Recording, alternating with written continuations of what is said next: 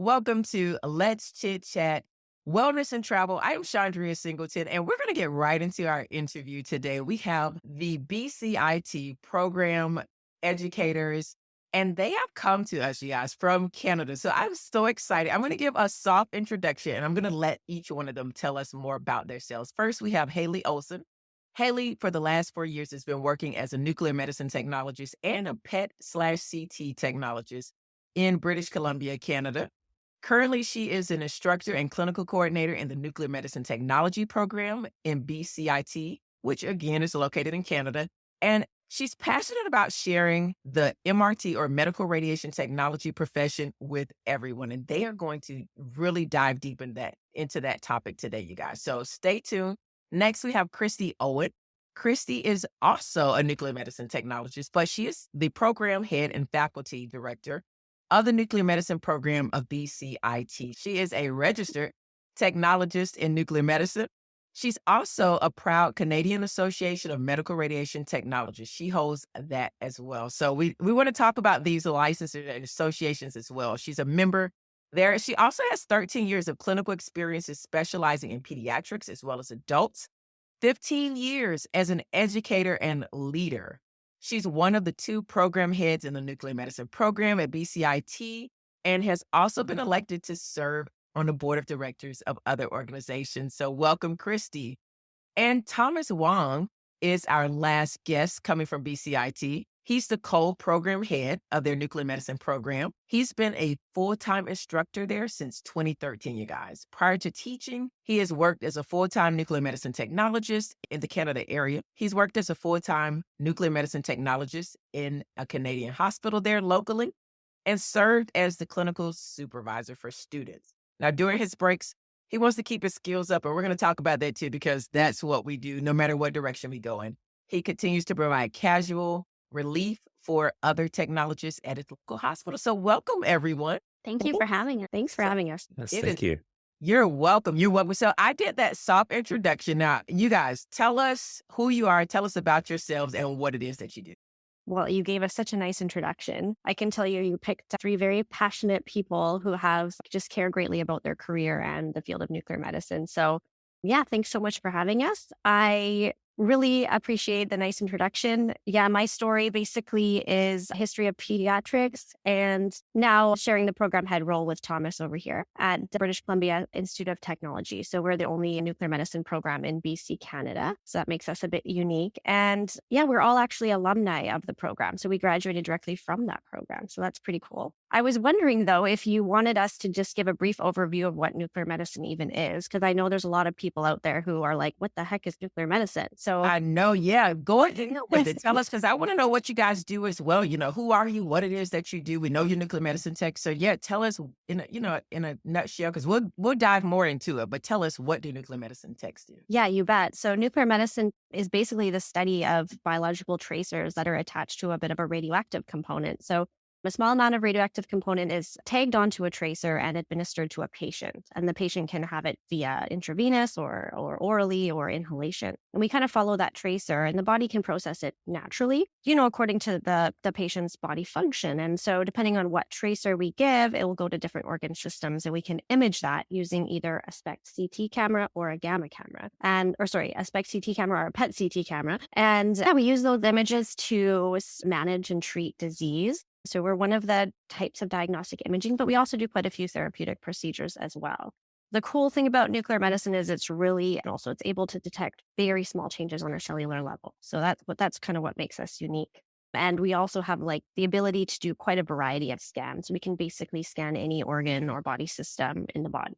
So it's pretty cool that way. But I will pass it over to Thomas and Haley to add anything and introduce themselves further. Yeah. Thank you so much. That was very enlightful. Christy kind of gave a nice little summary of what nuclear medicine is and, touching on kind of aspects of what our role is in healthcare. We are part of the medical imaging family. So I sometimes joke we're kind of the lesser known cousin within the medical imaging departments, but we're usually right there And a key component, as Christy said, is in the doing procedures that to help with the diagnosis of various pathologies. And depending on the tracers that we use, it can be used for things such as heart disease, bone conditions, even cancers. There's a variety of procedures that we use with respect to the tracers. In terms of kind of my experience, I primarily worked in a kind of a general nuclear medicine department, so mostly adult based. So I don't have as much kind of experience as Christy has in the pediatric world. So a lot of the procedures that we do are kind of the bread and butter nuclear medicine tests, which include a lot of cardiac work and also kind of bone imaging and working with a variety of kind of adult patients. So the audience kind of knows is that, as we get older, that there are quite a few kind of elderly patients that do come in too, but we see a variety of different patients in the setting that I've worked in. So I'll just let everyone know I'm a more recent graduate. So I graduated from BCIT in 2019. So I've been working in the field for a few years. I got lots of experience working at various sites. So I actually picked up casually at 4 different places throughout the lower mainland here in BC. One of those sites was at the BC Cancer Agency, which has a PET CT scanner. I've gotten a lot of experience through those different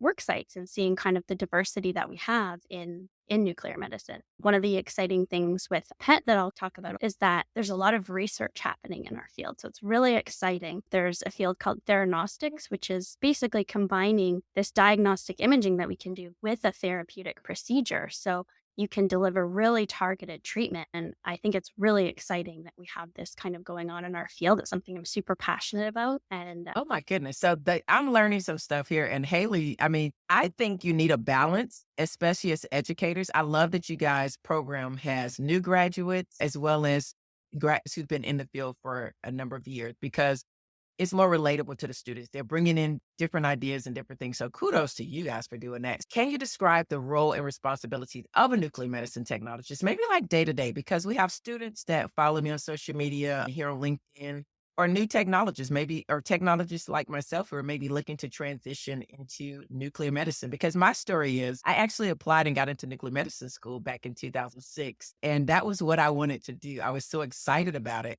And the first day of school, unfortunately, my father had a massive heart attack. I had to spend 30 days in the ICU with him. So I never really got back on track to take that chemistry and really kind of focus my brain back on nuclear medicine. But the program chair was so amazing. She just was like, you're always welcome to come back as long as this school is here. And that just touched my heart. And it really speaks to what the imaging modalities are all about and what imaging is all about. We really support each other and we want people to know and other technologists to know the options that are out there for them. So can you describe and kind of help people to see a picture, whether they're a technologist or not?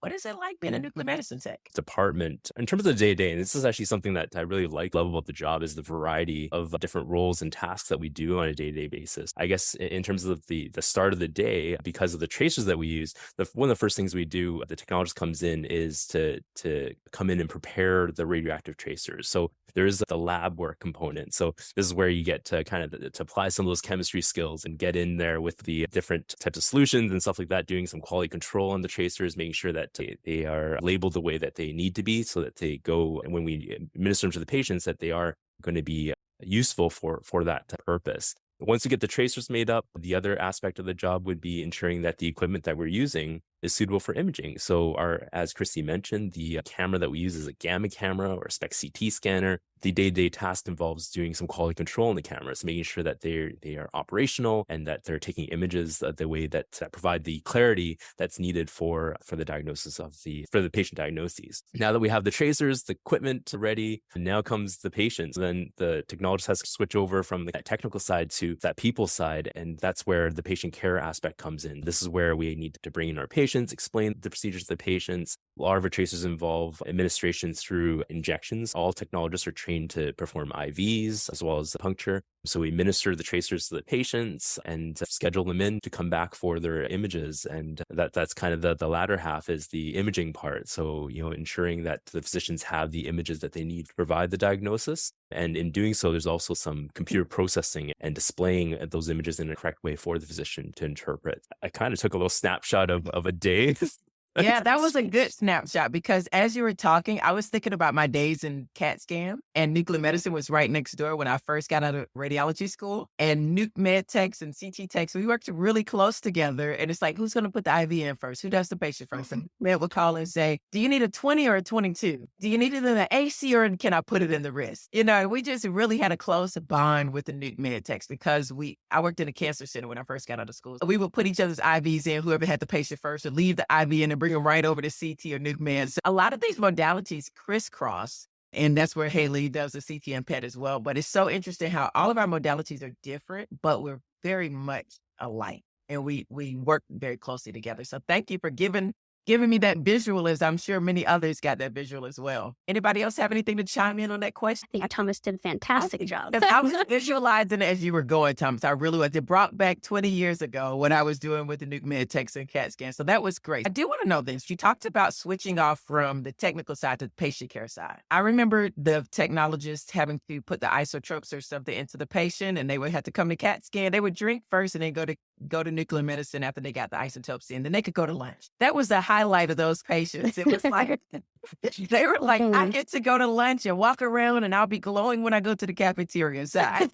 They were so much fun. But, you get a relationship probably in nuclear medicine with your patients, right? Because a lot of Absolutely. them, Could you talk a little bit about it? You're not going to go into nuclear medicine most likely as crank them in, crank them out. You get a relationship with people, kind of like radiation therapy. What do you guys say about that? Definitely pipe in from a pediatric standpoint because a lot of the imaging procedures that are done in pediatric nuclear medicine, the patients are coming back on a very regular basis. You really get to know their families, you get to know the kids, you really feel like you're connecting with them. They come to the department and they're like, is Christy here? I need Christy to do my IV because of course last time it went well for Christy, but hopefully it does that most of the time, but it's not a guarantee. But when you have that kind of connection with patients and that patients that come back and repeat and come see you, you kind of get a bond and it's sort of a connection towards them and their family and feeling like you're really making a difference in their lives. So that's something that's been a very rewarding part of my career when I was working at Children's Hospital was that just that follow through of just seeing that patient growing up, so over 7 years, they would come back and you'd see them, consistently. So kind of part of the family, they were bringing us cookies and, that sort of thing. I don't know, just, and then the alternative is that, the more difficult side. And that's the patients who, they're oncology patients. And those are the really tricky ones that, their journeys aren't always as positive from a technologist perspective. There's that emotional kind of struggle that happens when you do have a bond with some patients and you lose them or you hear that they've taken a turn towards the negative. So that's definitely something that was a struggle for me personally when I was there, more so when I had my children, because of course then, it became exceptionally real. But it did have such a big impact knowing that even having them there, the kids had to be there anyways. So if I was there and made their day like just a little tiniest bit easier, then that was really rewarding for me. I was like, that's enough. I can deal with my emotions, just if I can make them just have the day go a little easier, then I was happy. Yeah. That's like Pete. Yeah. Sorry, I might have gone off on a tangent there, but No, I was just going to jump into and add that some people might not know some of the scans in nuclear medicine are quite long. We have some scans that take up to 2 hours. So you really do get that bond with your patient. You really have a chance to build rapport. I know it's quite different from CT scanning where it is kind of in and out. You're with them for a couple minutes and then you never see them again. There's really quite a bit of time to have those conversations and you really get to know someone. And I think it's so specific because when I started in CT, I worked at a cancer center. You see the same people over and over, either until they went into remission or unfortunately the disease took them over. And been out of cancer, but nuclear medicine, that's pretty much, what are some of the things that people come in for when it comes to nuclear medicine? Because it's not all cancer. People think people only get x-rays when they break a bone. But I know nuclear medicine is not all cancer, right? So just maybe like, what are the top 10 things, you guys, that people come to be diagnosed through nuclear medicine or reasons they get that test? So I think that naturally, I think some people think when they associate radiation, they go to the direction of, oh, it must be for cancer or cancer treatment or cancer imaging. And don't get me wrong, that is a component, a fairly big component of our tests, unfortunately, because it is a thing that we need to image for. If you look at the variation of different tracers that we have, I mentioned cardiac related procedures. So we have tracers that are designed to help diagnose coronary artery disease. So looking for blockages in various vessels, and we image the heart muscle to see if it's adequately perfused. And we also have tests where we actually label patients' blood cells and we inject them back in and we watch kind of where those go and see how well the heart actually pumps out that blood. So we can kind of track and take a little movie, a little snapshot of what the heart looks like. We also do a lot of bone imaging. So we can look for bone fractures. We can look for various bone metabolic conditions, as well as potentially some bone, if the patient has cancer. We're also looking at whether or not the bone has, or the cancer has spread to the bones. We do lung imaging, looking for blood clots. We have liver imaging, where we look at how well the gallbladder works, whether or not there's any gallstones might be blocking and obstructing. Let me ask you a question. At what point, because this, I'm sorry, I'm kind of going off, but I like a conversation because this is what regular people do. If you're looking for gallstones, because I go through CT, I do CT MR. So your CT, we always get gallstones. I mean, people come in for abdominal pain and it's like, no, you're not dying. You got a gallstone blocking the duct. So when would they go to nuclear medicine? Because you could either see that on ultrasound, which is less expensive. You could see it on CT, which is less expensive than a nuclear medicine tech. So what would make a doctor say you need to go to nuclear medicine for a gallstone? I would love to know that. Yeah, so you pinpointed it because we often get patients that have had a multitude of those tests, and it is often cases where maybe an ultrasound doesn't show. With an ultrasound, I think it does a really good job of detecting stones oftentimes. So they can image the gallbladder, see if there's any stones present in the gallbladder or in the ducts, and they'd be able to kind of identify that. But there are cases where maybe the stone is smaller and that obstruction is still there, but it's not detectable with the ultrasound. Similar with CT as well, is that it can detect those stones. With cases where a patient may have gone through some of those other tests, but they're still having some of the signs and symptoms that are pointing towards the possibility of having a gallstone that's obstructing the bile ducts. That would be a case where nuclear medicine tests, and it's called a HIDA scan, where we would be performing that. And the the reason it works, again, I'm getting really kind of nerdy and geeky now in terms of how it works, is that the tracer we use, it does get metabolized by the liver and it simulates as if it's going in with bile. So it would kind of follow the same flow pattern as what bile would do going into the gallbladder, pretty much like what the patient's liver would normally function. And we kind of see if the tracer is actually following that pathway the way it should be, or if there's any sort of obstruction along the way. And maybe if it's not going to a certain area, that'll be a case where we can kind of pinpoint and help the doctors figure out that there is an obstruction along that pathway. So this is why, you guys, we are the third largest medical profession in the world, and we are not just button pushers. I mean, We people are really not. need to know what all goes into each of these modalities. So I'm going to get back on track because we're talking about patient care, but thank you, you guys. That was very, very helpful to other technologists, because I think we all need to understand what each other does, and it helps us to not depreciate what other modalities may do. And it also helps us to appreciate what other modalities do, because we need ultrasound, we need, you need MR, you need all of these modalities to come together with PET, CT, nuclear medicine, radiation therapy, and mammography. We come together and we can help the patient and us really understanding. Absolutely. Yeah. So I really love that, because now I understand. I knew what a HIDA scan was, but I didn't know what a HIDA scan was. So now I know. Very So good. we're talking about patient care and what it takes in nuclear medicine. Now, can you guys discuss the challenges? Oh, I'm sorry. Let me go back. What are some of the key skills and qualities that are important for success as a nuclear medicine tech? And how do you stay current with the latest advancement in technology? Because Haley was talking about a therapeutic, so how do you do that? Yeah. So I mean, some of the basic things are, of course, having a bit of an aptitude for science and technology, wanting to work in that kind of field. There are those kind of technical skills associated with our job that, we do a pretty good job teaching, I like to think. But something that can be a little harder to teach is that interpersonal, relationship and those skills of working in a team, being compassionate, being kind. A lot of patients are really quite nervous about having radiation be put into their bodies. So you really do have to have those skills to build rapport, build that trust, to be able to, get informed consent.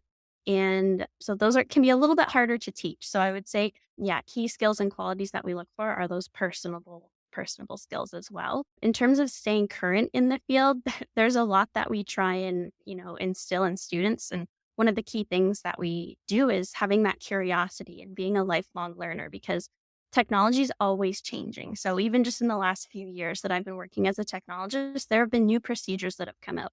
There's new research. So being able to stay current, I personally, I like attending conferences. I like volunteering with my professional associations so that I can, stay up to date on kind of the current trends and the best practices.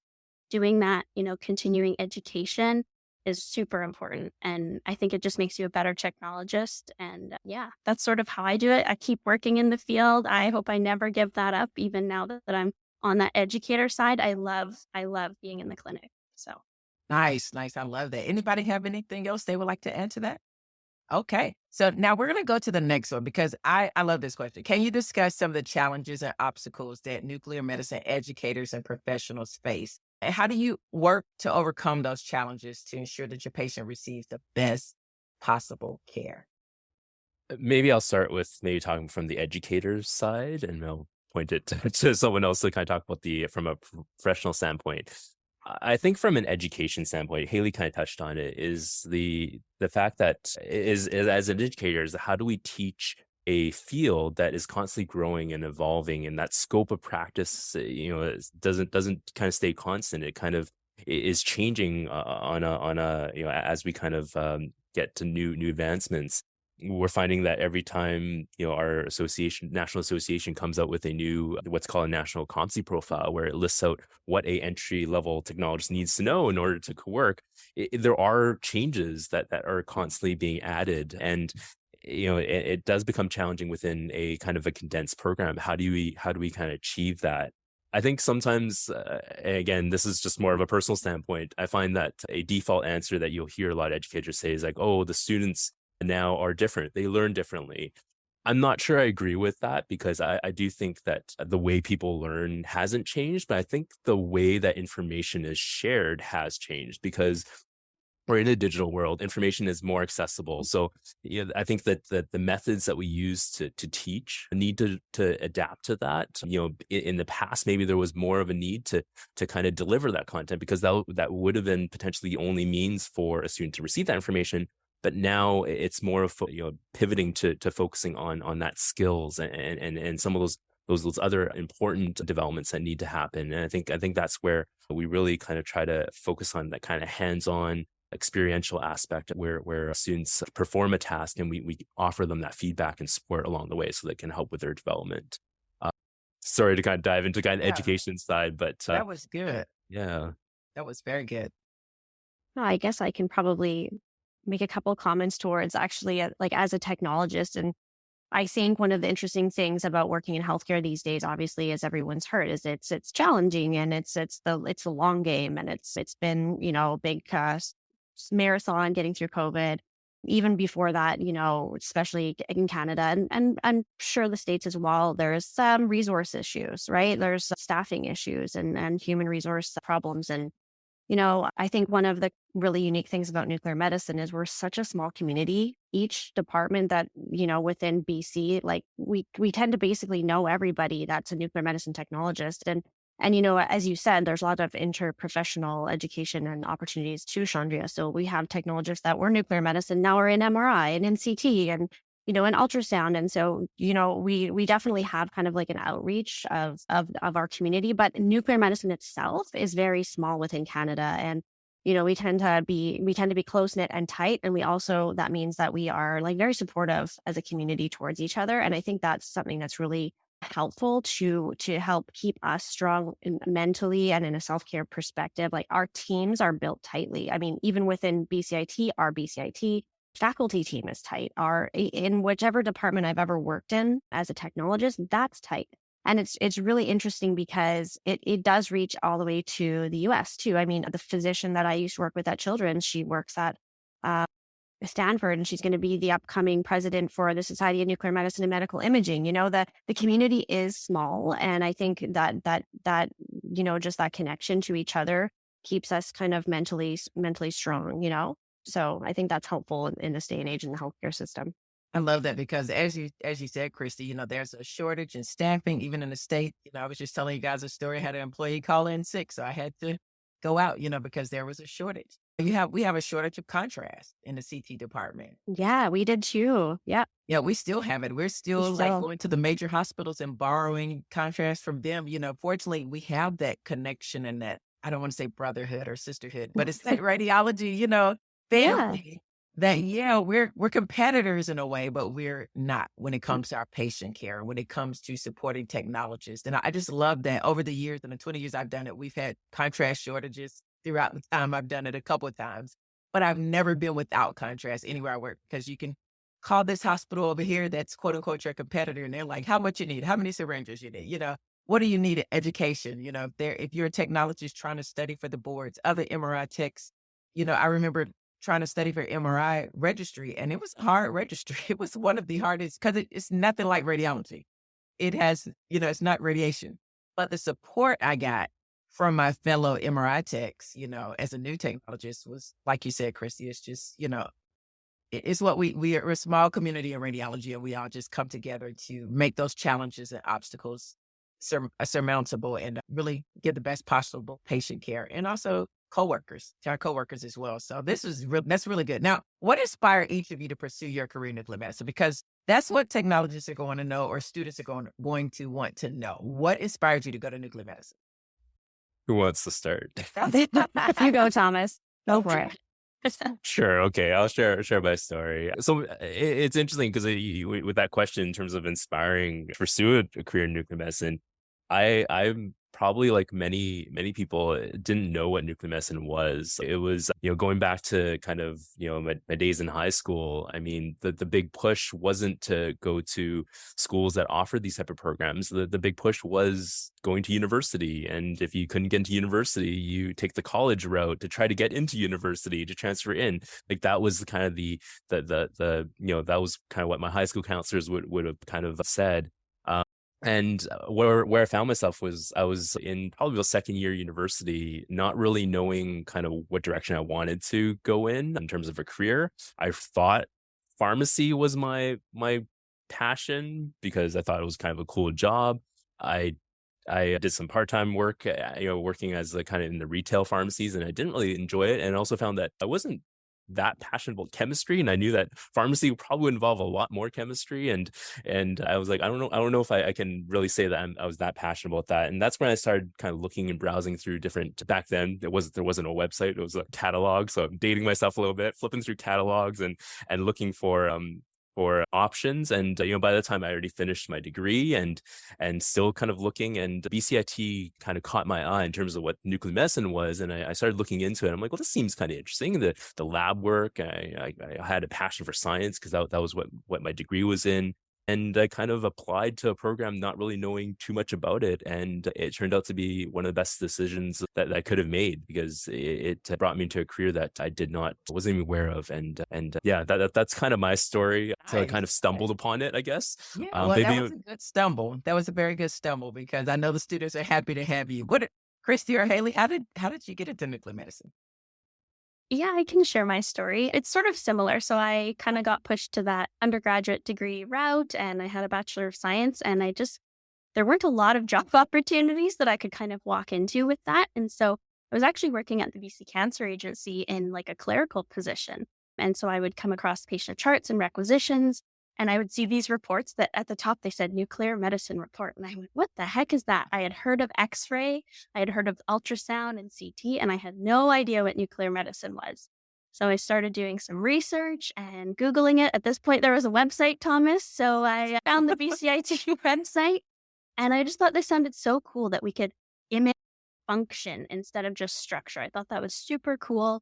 So I ended up applying, and like Thomas, like it was just one of the best decisions I ever made. I find it so rewarding being able to have this positive impact on people that are going through something kind of scary and stressful. Like no one's ever really that happy to be at the hospital. They're there because something is going on with their bodies. They need answers. They maybe aren't sure what's going on, or they've had a really difficult diagnosis and now they're managing their treatment. And so kind of like what Christy said too, if I can make that experience even just a little bit better, make them smile, or make them feel comfortable and safe, that to me is just, it's so rewarding. It feels so good. Oh, that's nice. I love these expressions. What about you, Christy? Well, I think it's funny because, there's going to be some parallels with everyone who gets into nuclear medicine just because it's very well known. So everyone kind of stumbles upon it somehow. But I will say, I'll just take it to like the next level. So I had a similar saying where I was, in science biology, and I was like, what am I going to do with this? Like, I'm not going to do research. I don't want to do research. And I didn't want to go the nursing route. I love patients. I love the patient care, and I give nurses all the credit in the world. But the lifestyle of the 12-hour shifts and everything, it just wasn't something that I really wanted to pursue.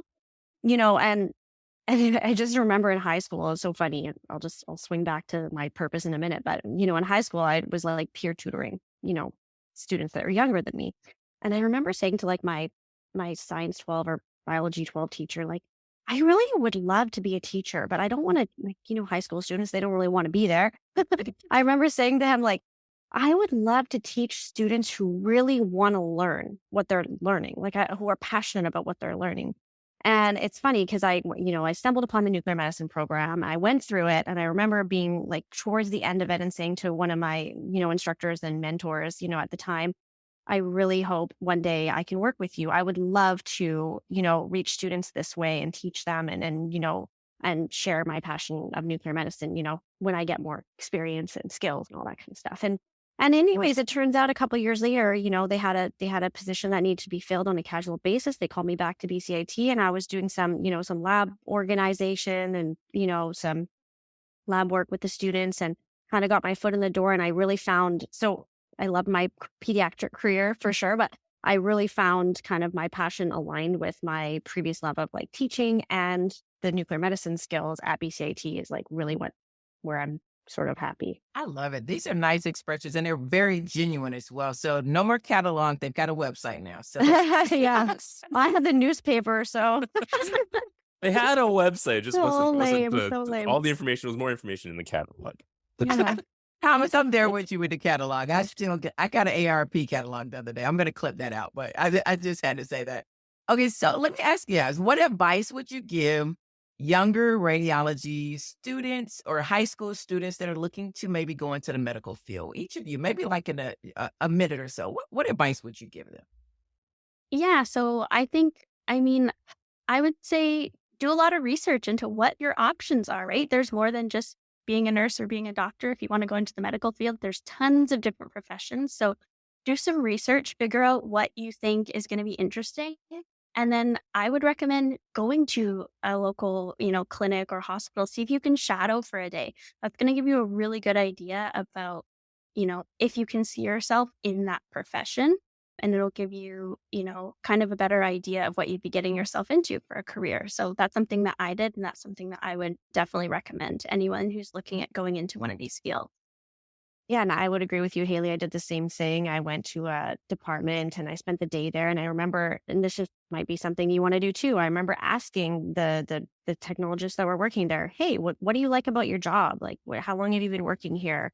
What would you say is the most, difficult thing about your job?" And I just remember thinking, it's so weird how much people like their jobs here, but that's so cool. Like, maybe that means it's a great career and it's a fulfilling career. So I think, trying to match something with your lifestyle and with your passion is, if you're passionate about, having an effect on patient outcome and you want to do the patient care thing, but, maybe you want to have the technical side. I think you could look into medical imaging, and it's not just nuclear medicine, right? There's a lot of different branches of medical imaging and ways that you can do many. You can be cross-trained in many, and that's there's lots of job opportunities there. So I think it's just kind of finding where your passions align with kind of what lifestyle you want to be in.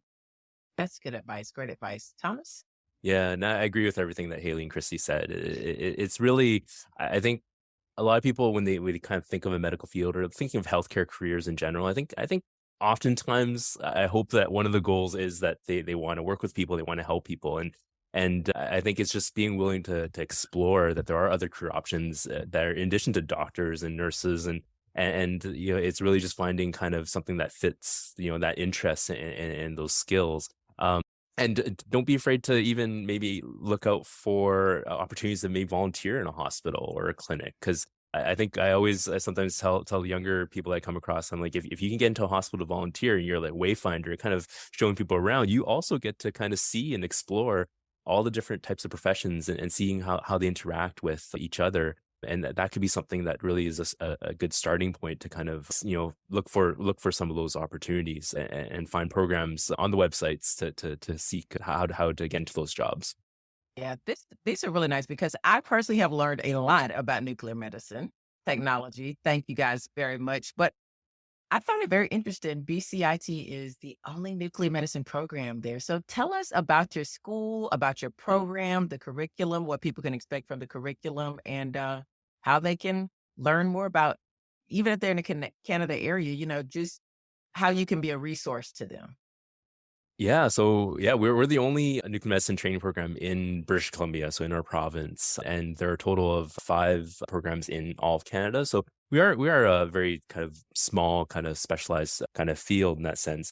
At BCIT, we really pride ourselves on kind of hands-on, industry-focused type learning. So with our program, we have a very unique blend of kind of theory-based courses, and that's kind of makes up the didactic component. And then we also have a big component of clinical.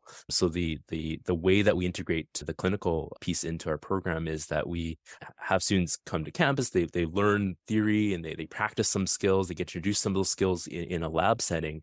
And then they go out to clinical, and that's where they kind of really refine and develop those skills in a real world and to kind of achieve that competency level that they need. So it really is a good blend of the two because the one goal after you finish any program like this would be to find a job. And that's something that we really want to kind of equip our students with is that kind of job readiness. So once they graduate, that they're ready to kind of get hired on and start working at the hospitals. Yeah, I'm not sure, Christy, do you want to add anything to that, or Haley? Yeah, I mean, I'll just for sure I can add a couple things. Just that when I was going through the program myself, I loved that we were kind of set out to clinical fairly early on within the first year to kind of apply some of the things that we learned, and it was really like an integrative approach where it built on the skills and built on the knowledge that we were getting, and we were able to go to lots of different sites. So we saw a pet clinic, we saw children's, we saw a few adult sites. Now our students are going to spend some time in a dedicated CT department as well.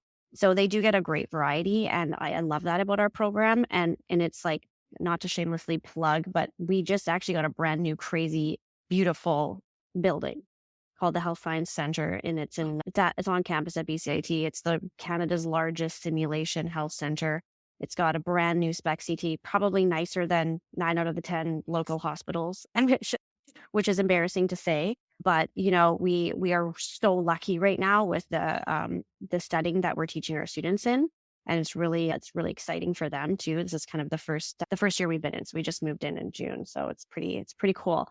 So yeah, so that's kind of the lay of the land in our program. It's a 2-year program, so they get about 40 weeks of clinical, and it's pretty intense as far as that goes. And they come out with a diploma, and then they take the certification exam. So the certification exam, I think you mentioned in my bio. So we are all across Canada. We have a national association called the Canadian Association of Medical Radiation Technologists. And that doesn't just include nuclear medicine. That includes MRI. That includes X-ray technologists. It includes radiation therapists as well. And so once our students graduate from the BCIT program, they're then eligible to write the national certification exam. So once they pass that, then they can, work anywhere across Canada. So it would be equivalent to, I don't know if you've heard of the NMTCB in the States. There's a few other associations. And the AART. AART, yeah. Yeah. Yeah, so what is pretty cool once our students kind of write the exam, pass the exam, we have a really fairly good pass rate as well. They're eligible to work across Canada. Of course, we're always trying to keep them in BC because we're so short right now. And so we have like 100% hiring rate right now upon graduation, which has been really kind of an attractive feature for candidates looking for immediate work. It's 2 years, 2 grueling years, but then you have a job that pays a pretty good, decent wage as well. Well, that says a lot about your program that you have that many employers hiring through your school. So that says a lot Absolutely. about the type of quality students that you put out at BCIT. So that's amazing.